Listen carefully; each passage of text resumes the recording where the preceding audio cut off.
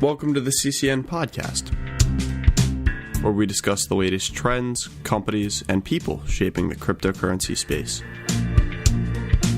I'm your host, Jake Sylvester.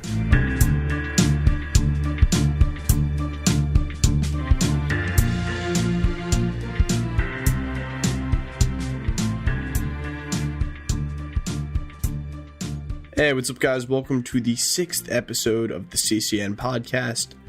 I'm your host, Jake Sylvester. It's just time for a quick recap of the week. So first of all, we had some pretty significant price drops this week. 3 different IPO announcements. OKEX's $2,500 Bitcoin callback. And the world's biggest stock exchange is opening up a crypto market. Finally, we'll wrap up with an interview with 2 people from Lisk, Thomas Shooten and Will Clark. So first up, the price is down again. I know it's disappointing. So Bitcoin is down 15% this week. Ethereum is down 14% this week, and the entire coin market capitalization is also down 14% this week. It's interesting that alts are not following Bitcoin on the upswings, but very closely following them on the downswings. Some have called this a sign of a much more mature market, and I can't say I don't agree with them. It's definitely not what we'd like to see as investors, but it does give some signs that crypto is maybe starting to mature a little bit, which in the long run is going to be good for everyone. So why is this happening? First of all, increased over-the-counter volume has not been reflected in the crypto markets. This is just how over-the-counter works, and we won't really see this reflected until we start seeing some price booms and some of these institutional investors start buying and selling cryptocurrency on actual exchanges as opposed to over-the-counter. Second up, the failure of the Bitcoin ETF might have some consequences that we're still feeling now in the markets. The biggest reason, though, is the execution of a $420 million futures contract on exchange OKEX. The contract was so big that it ended up requiring a 2,500 Bitcoin injection into OKEX's insurance fund for its futures markets. So how did this happen? Well, the way a future market works is shorts pay profits to the longs and longs pay profits to the shorts. Meaning, if I short a stock, or in this case, a crypto, and that crypto goes up, I have to pay you. But if I go long, meaning I say the crypto is going to go up, and you short it, and it goes up, you have to pay me. What happens is, I have a certain amount of money in the exchange, and when I can't pay anymore, my position is liquidated, meaning that it dissolves and I come out with no money at all. The problem is that in low liquidity markets, it's hard to liquidate a big position, such as a $420 million position. So the exchange will try to sell my position, but it won't be possible because there aren't enough people buying. This scenario is considered to be extremely rare, but in high-risk, low-liquidity markets like Bitcoin, it's increasingly common. Now, OKEX did have insurance to cover this scenario, but only 10 Bitcoin worth of insurance. So to cover the shortfall, they injected 2,500 Bitcoin of their own money into their insurance fund to make sure that the market had enough liquidity to continue. The exchange has introduced some protective measures to make sure this doesn't happen in the future, but for now, we're stuck feeling the effects of this contract execution and what many think caused a $800 price drop in the market, but more importantly, for the market to lose the momentum we had and fall down into the $7,000 and now the high $6,000 levels. Nonetheless, we've still got our share of bulls. One such bull is the CEO of the Intercontinental Exchange. For those who don't know, the Intercontinental Exchange is the parent company of the New York Stock Exchange. So the CEO of this company has came out and said that Bitcoin has the potential to be the first worldwide currency. The bullish statement was made in the context of an interview with Fortune following the firm's announcement that they will be forming a new company that will list physically settled Bitcoin futures contracts with the goal of making Bitcoin a mainstream financial asset.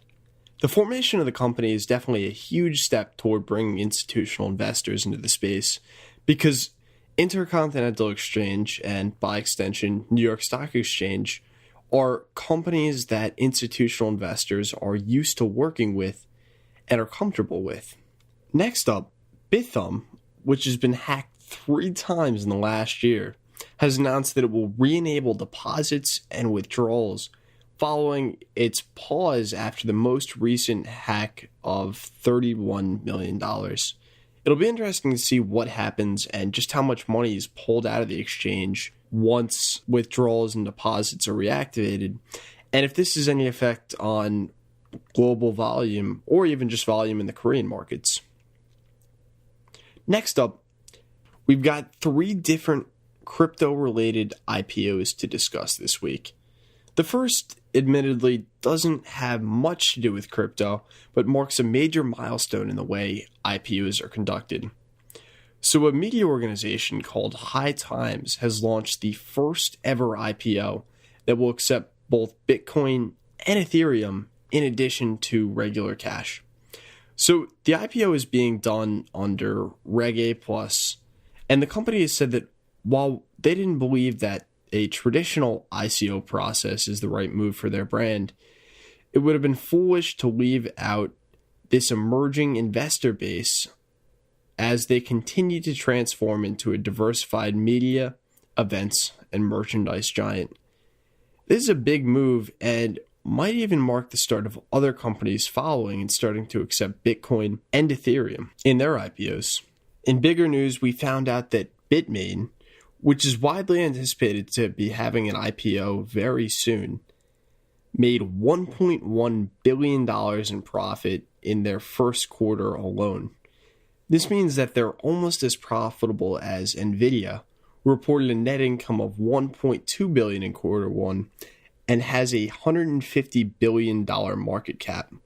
Despite the fact that they're definitely IPO ready, they're holding another round of financing prior to the IPO, despite having just closed a $400 million round earlier this year. If I had to guess, I'd say they were approached by SoftBank to do some kind of massive deal and hold off the IPO a little bit, but they have said to be getting ready to IPO, quote, very soon. Finally this week, Canon Inc. has filed for a $1 billion IPO. Canon is Bitmain's biggest competitor, holding approximately 17% of the market share for Bitcoin miners, while Bitmain holds about 70%. The company also announced the creation of a smart TV that mines Bitcoin earlier this week, but skeptics think that this is just a stunt to raise publicity for their ICO. If it is, it seems to have worked, as we're talking about them right now. Finally this week, we have an interview with not one, but 2 people from Lisk, Thomas Schutten, their head of marketing, and Will Clark, their lead developer. For those who don't know, Lisk currently ranks 26th on CoinMarketCap and has a market capitalization of around $425 million, with their valuation peaking at over $4 billion during the bull run of 2017.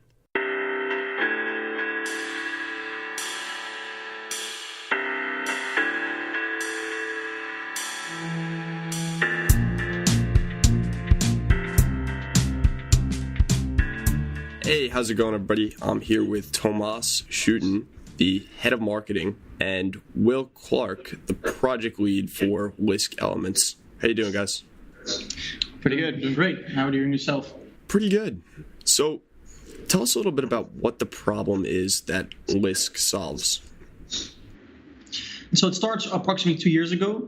when the founders, Max Kordek and Oliver Beddoes, at that time part of the project called Crypty, so there was a huge lack of adoption in blockchain technology. And they said, well, we see normal, regular 2.0 websites or Web 2.0 framework like Ruby on Rails and Django.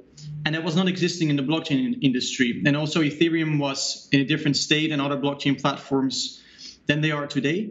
So they had the ambition to create a framework or software development kit written in JavaScript to really make it much more accessible and simplistic to enter the blockchain industry, or like give access to the benefits and the power of blockchain for a lot of developers worldwide. So that's like the initial idea, and that's where they were heading the ICO in approximately 2 years ago.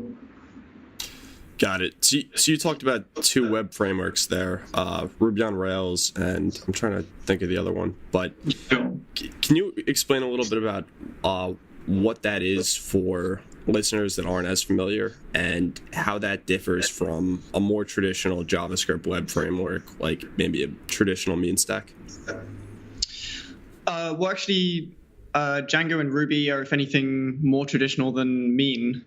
Django is a web framework for Python, and Ruby on Rails is a framework for Ruby.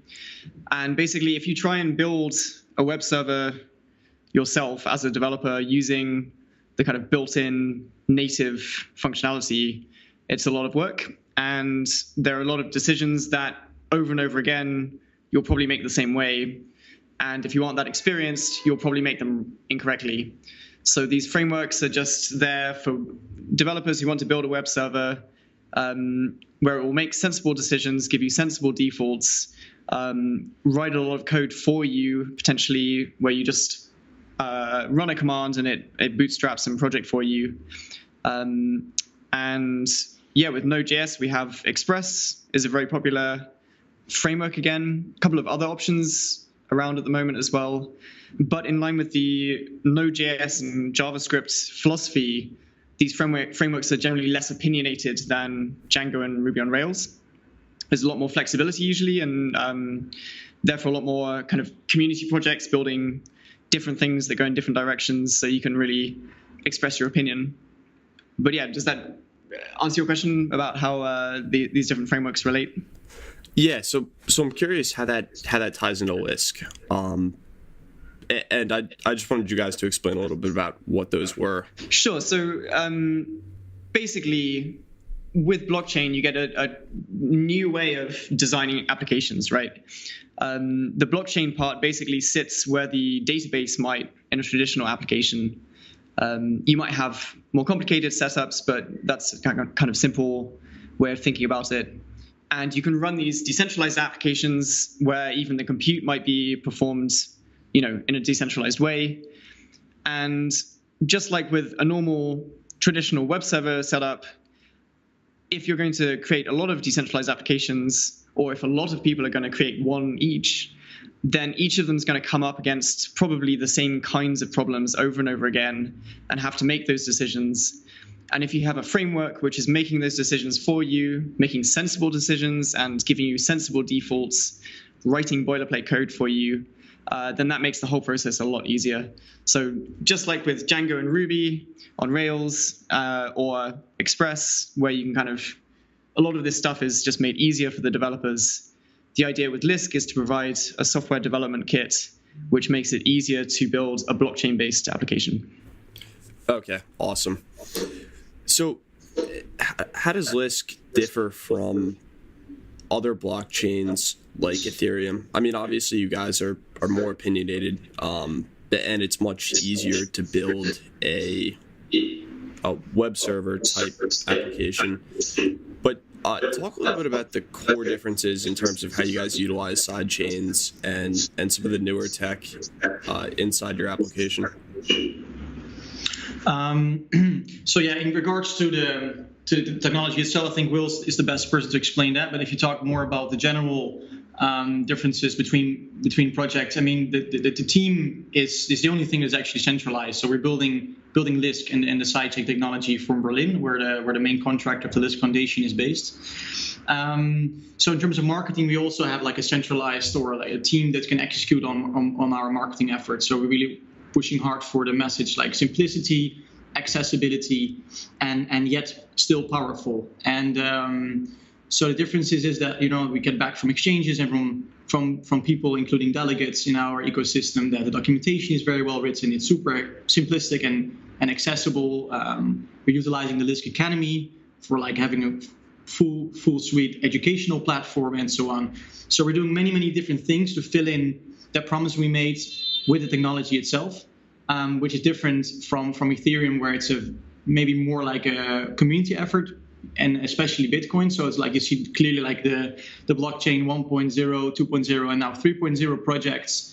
And slowly we will giving back Lisk eventually with the DAO back to the community. But it's up to us now to decide on where to take the project with the input of the community. So there's a lot of things that are different than for example, like Ethereum.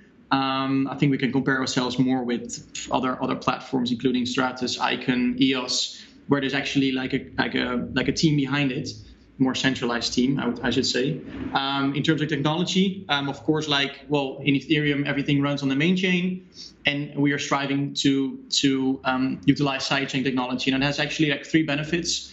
It is more scalable, so you scatter the traffic out over different blockchains rather than having everything on the main chain, what you currently see happening with the clock network of Ethereum. The second is security. So if one sidechain fails or has bad code, it doesn't affect directly the main chain or other sidechains. And the third component is more customizable. So let's say you deploy your sidechain as a white label blockchain. You copy actually our main network, and eventually it will be possible to swap modules, for example, the consensus algorithm for something else. And depending on the requirements and the need of the individual developers or entrepreneurs, that's like more the end stage of the sidechain technology. So those 3 things are definitely the key components. Maybe interoperability as a 4th one. Maybe Will wants to add a few things more to that. So just to reiterate what Thomas has said there, first of all, I would say at Lisk, we see ourselves as part of a 3rd generation of blockchain approaches. So originally we had Bitcoin and a lot of clones of Bitcoin, which brought this revolutionary technology to us. And then, well, that's the functionality is relatively limited in Bitcoin. You know, there are actually some kind of smart contracts available, but you can send funds. You can't do that much with what's there. So then the 2nd generation comes along, Ethereum and similar projects, where, okay, we totally widen the scope for functionality here, and you can do whatever you like. It's Turing complete. And you can run proper decentralized applications that have state and change that, etc. But then there are certain problems that come with that, including the high stakes risk associated with running everything in the same place, and these kind of high profile bugs that have been found. And likewise, when everyone's in the same place, if somebody comes along and creates CryptoKitties and the whole network grinds to a halt, and your application's running on the same infrastructure, then your application also grinds to a halt. So there are a few projects, including Lisk, which take a more isolated approach where, okay, again, you have access to you have a wider set of functions, you can do what you want, but you're in a kind of isolated zone within that ecosystem. So this is where the sidechains come in. We have a main chain, which has our main token. That's on exchanges, etc. So you can have access to that easily. And then as a developer, if you want to create your decentralized application, you do that as its own sidechain. It's its own blockchain, separate to that main chain. So if somebody else has created an application that's suddenly incredibly popular, or some bug is found in that other application, your blockchain is totally isolated from it, and you don't need to worry about that.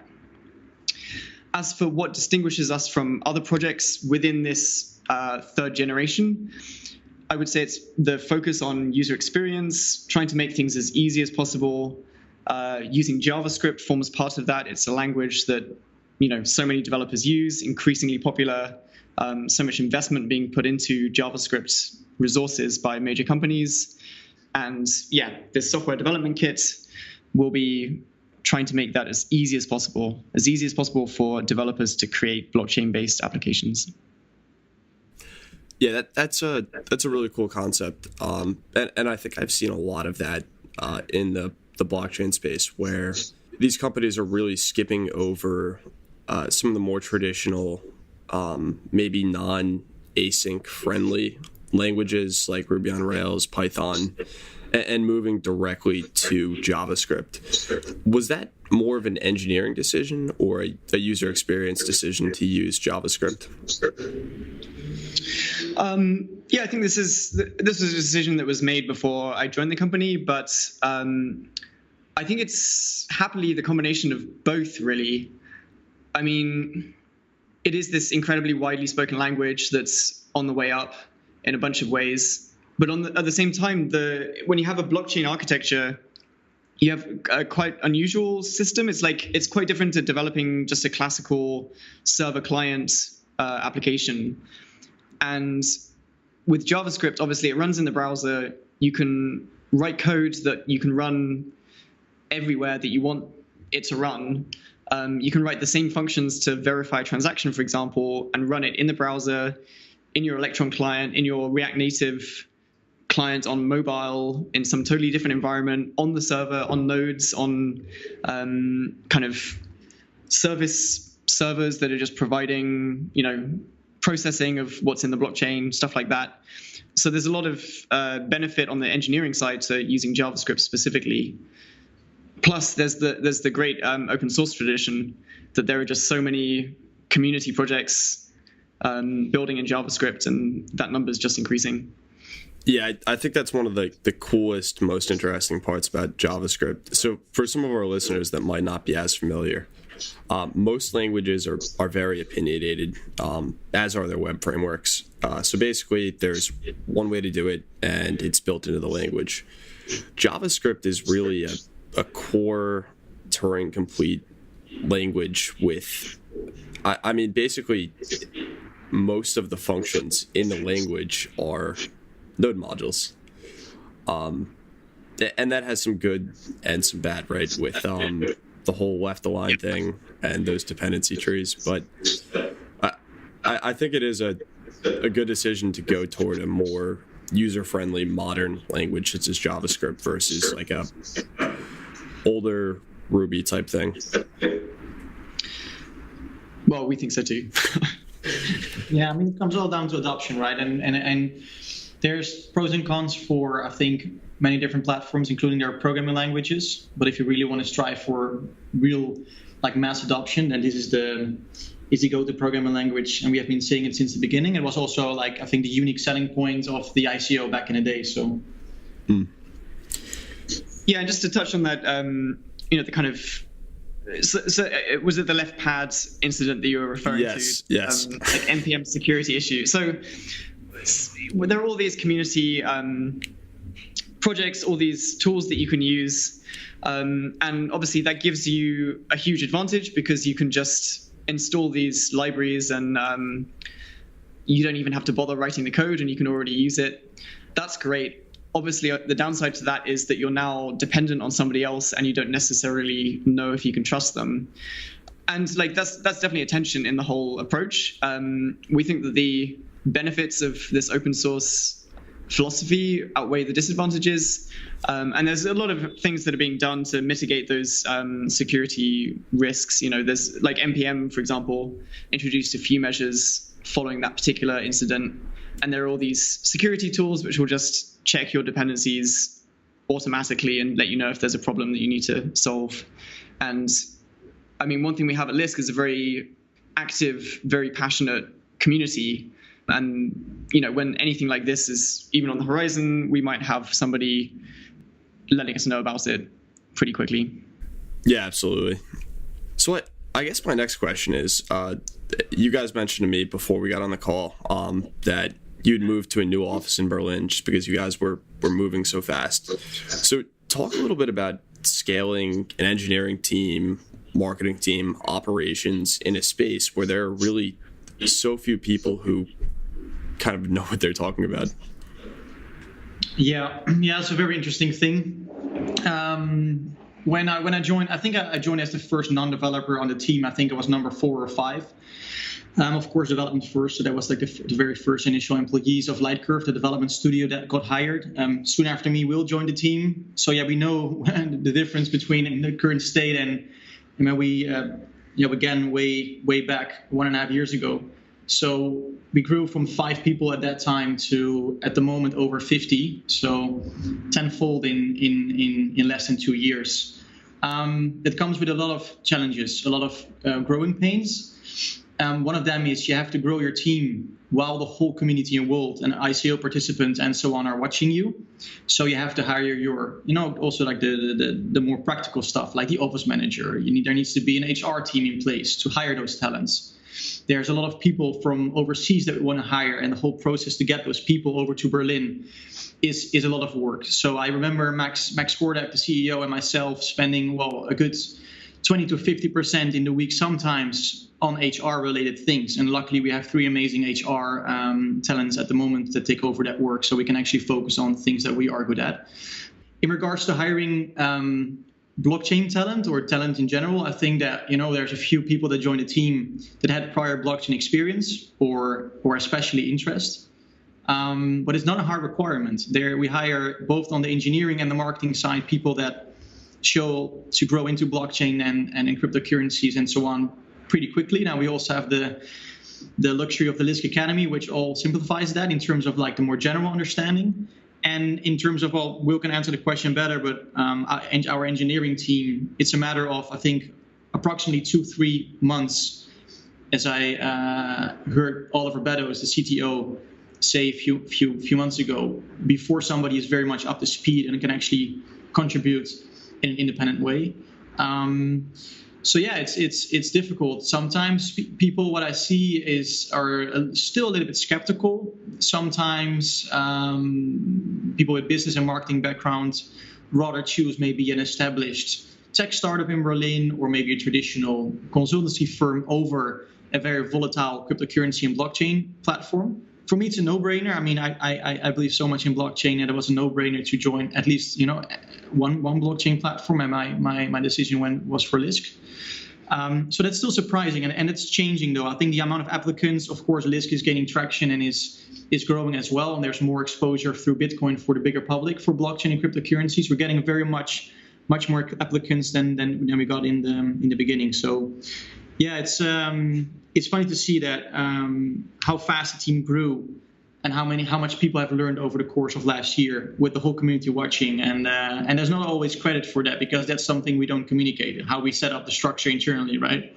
From salaries towards reporting and all that. That also needs to happen. It's not that we are only in GitHub all day. Yeah, it's definitely, it's been pretty tough, like finding that intersection of people who are good enough developers and want to take the plunge and join a blockchain company. I think it's definitely like the number of applicants and the quality of applicants has increased over time. It's becoming less of a kind of radical thing to apply to a blockchain company. And yeah, as Thomas said, it's definitely not a hard requirement that someone is deep into blockchain. If someone knows absolutely nothing about it, then it's kind of why are you applying to this place, But there's nothing kind of radically different on the technology side. It's just we're building a decentralized system, which is essentially just a distributed system with a particular kind of ledger, and like no individual concept is too difficult for a good developer to grasp pretty quickly. But we do allow a kind of ramp up time for people who aren't familiar with the concepts in too much depth when they join. Yeah. The one thing I want to add is that it's also like blockchain is pretty broad. Like, what is blockchain? There's like a basic understanding. If somebody was a blockchain developer before, that definitely has a benefit of a speedy onboarding.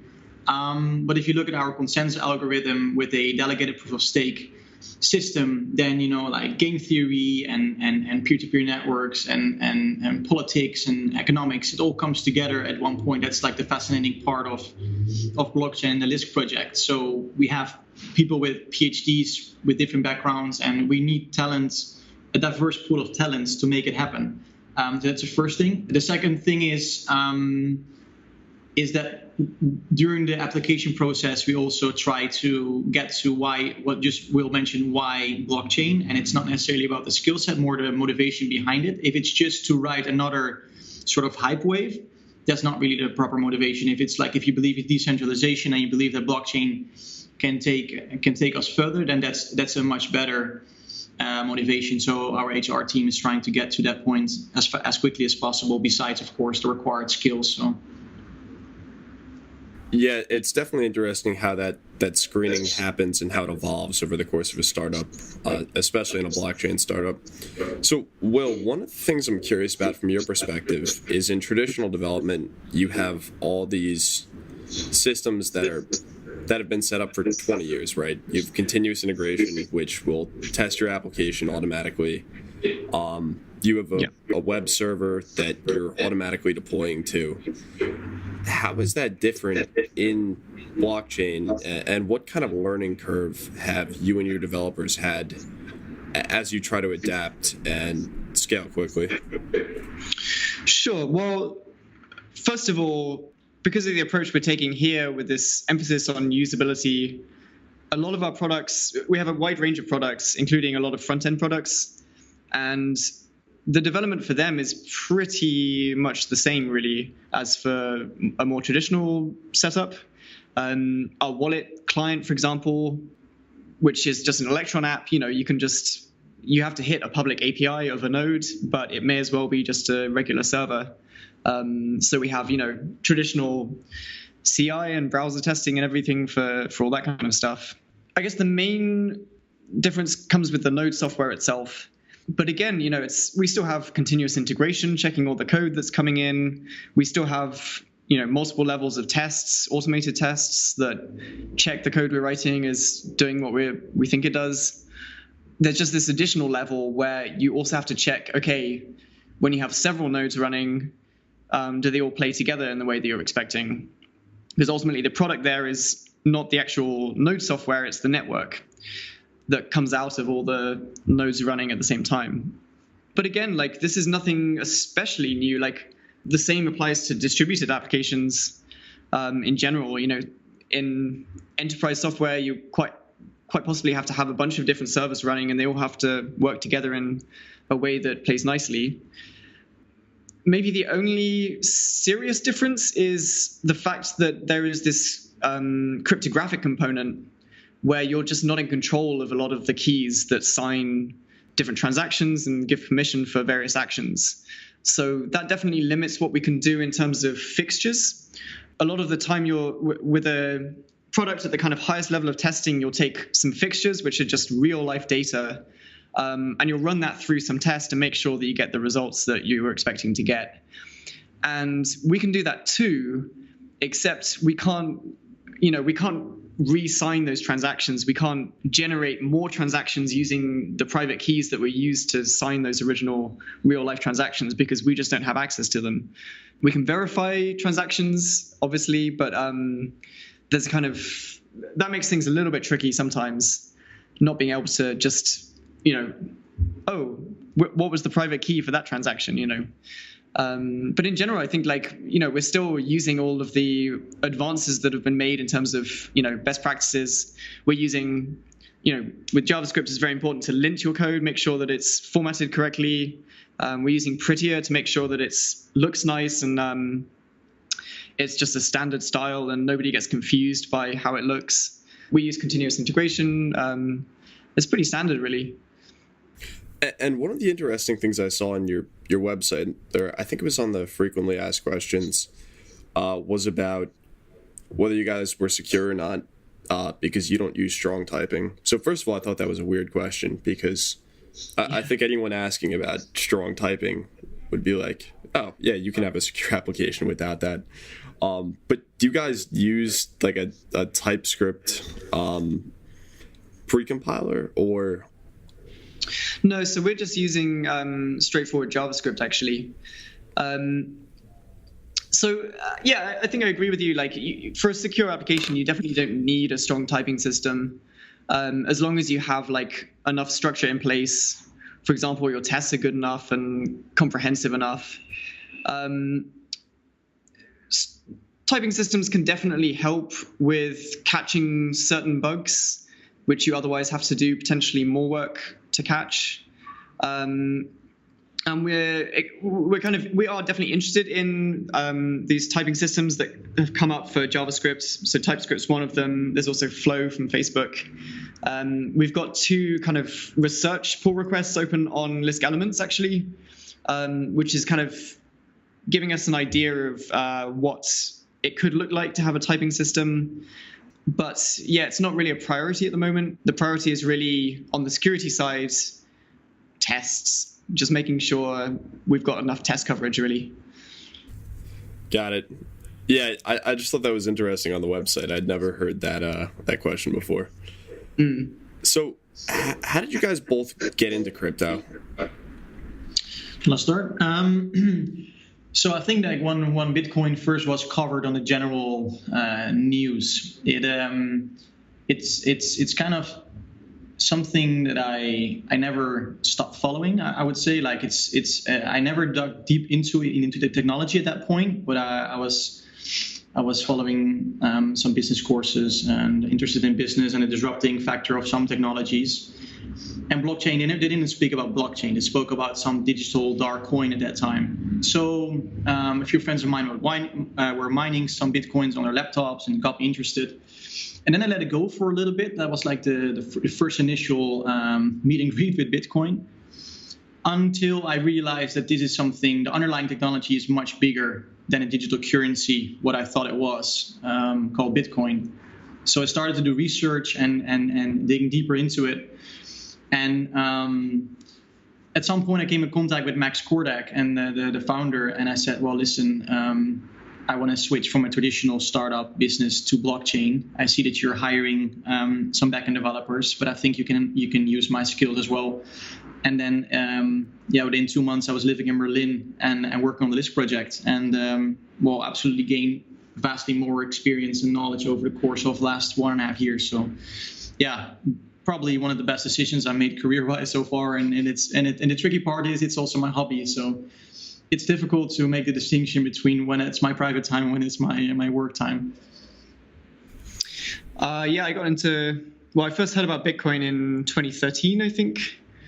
And just instantly the technology really grabbed me. This kind of combination of concepts and just the kind of coolness of being able to send transactions that nobody else can forge. But I wasn't programming professionally back then. So I kind of, again, also let it drop for a bit, but kept up a bit with the news here and there. And then after I moved into programming, and I was working before Lisk at a universal JavaScript startup to get in on the JavaScript movement. And then when I decided to leave that position, then the next step just seemed obvious. Well, I should go for something blockchain now. And Lisk was here in Berlin. It was JavaScript. They gave me a job. It was great. Yeah, that's awesome. So you guys talked a little bit about where you've come from, how far you've come, and you guys have certainly experienced significant growth, right? 10x over 2 years, I think you said. So where do you guys see this company in 5 years? Well, I will start with that one.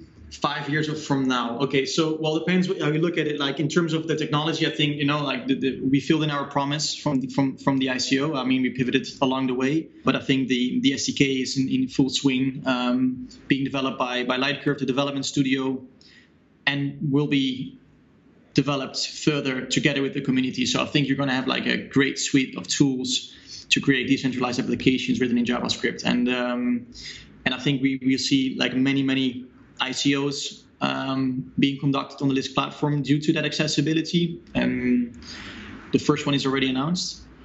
And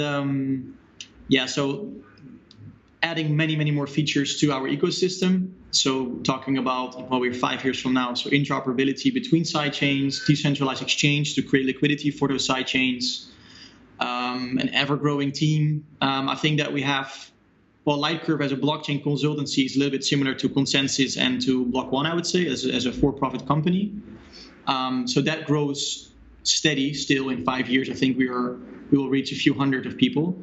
In terms of like Lisk, I think that at some point we have enough people to be able to add to the Lisk project. Currently it's like 55, from which 50 basically are adding to Lisk, work on the Lisk platform. So yeah, also a much bigger team. I think we're all nearing 100 people working on Lisk, maybe. Potentially some remote. So yeah, in a nutshell, many side chains being deployed, many custom tokens in the world. Yeah, and Lisk in the top 10 of platforms or projects, that's for sure. Yeah, I think the model Lisk has right now is basically, okay, completely convinced by decentralization. Our network is already running and fully decentralized. We have, we couldn't even, as a company, pick a delegate if we wanted to. But at the same time, we want to get the benefits in this early, crucial stage of centralized efforts for development and marketing. So ultimately, whether our development updates are accepted by the network is up to a fully decentralized network of individuals. But in order to get the advantages of coordination, we have everyone working on development and marketing here in Berlin, in the office, and we can therefore make faster progress. But once things are, out of this early phase, this kind of crucial growing phase, ideally the idea is to spread the development a bit more widely. The community is already, as I said, like pretty active and passionate, but ideally we'd like to kind of get the development moved more substantially into the community and out of Lightcurve specifically, and then free up some space for Lightcurve to think about its next phase. Yeah, that's the last thing in our decentralization is that getting the team and the effort building Lisk also completely decentralized. And 5 years, that would be definitely the case if it's up to us. Yeah, that's awesome. So is there anything that I haven't asked you guys that you maybe want to talk about? Well, there are many different things we can discuss. I think we covered the vast majority. One thing that's cool is the whitelisting process for the pre-sale of our first announced ICO came through a few days ago. It's called Madana. It's a data privacy blockchain that's announced to be built on Lisk as one of the first ICOs. I definitely would like to raise attention for that. I think the website is madana.io. They also participated as the first one in the Pioneers Vault, which is a investing vehicle of Mac's personal ICO funds. So from the 4 million tokens he got from the ICO, he dedicated half of it, so 2 million tokens, to invest back into our ecosystem. There will be such a similar effort, most probably from the foundation itself. So this is, again, his personal efforts, but we definitely want to have something from the foundation as well. So again, enabling blockchain creators or JavaScript creators in our case. Yeah, we're building out the academy as the very, hopefully the biggest and best accessible educational platform. In the current format, it's just Wikipedia style. You probably checked it out quickly, but it will also get next to the basics and business topics, covering like the basics and the business of blockchain more from a holistic perspective, like a general perspective. It will also be added blockchain builders, which is just focused for developers to deploy sidechains. That's also currently in production, which is pretty awesome. From the development side, I would say if you're a JavaScript developer and you're interested in learning blockchain or helping to build blockchain, come and look at our GitHub.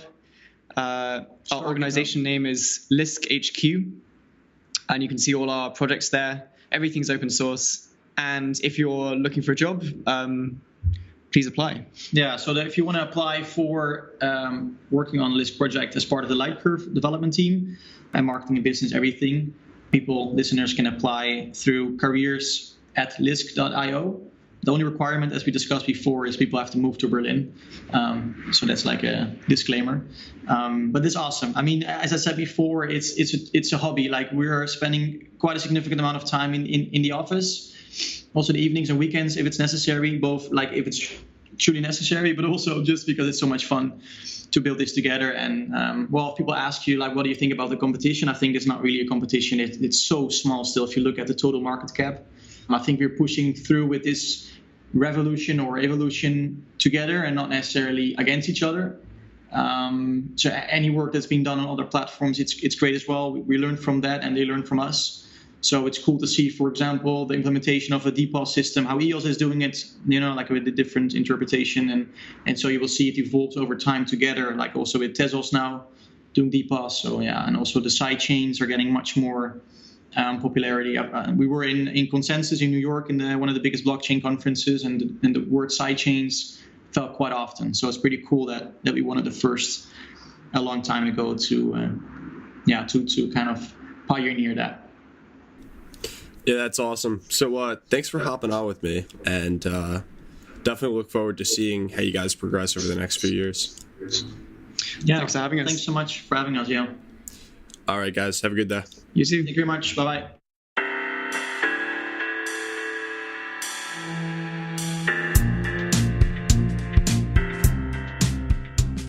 The views and opinions expressed on this show are only those of its hosts and guests, and sometimes of no one at all. The CCN podcast was produced by Rockwood Audio and hosted by ccn.com. To find out more about CCN and the podcast, check us out at ccn.com. You can also follow us on Twitter at CryptoCoinsNews. If you enjoyed the show, please be sure to rate and subscribe.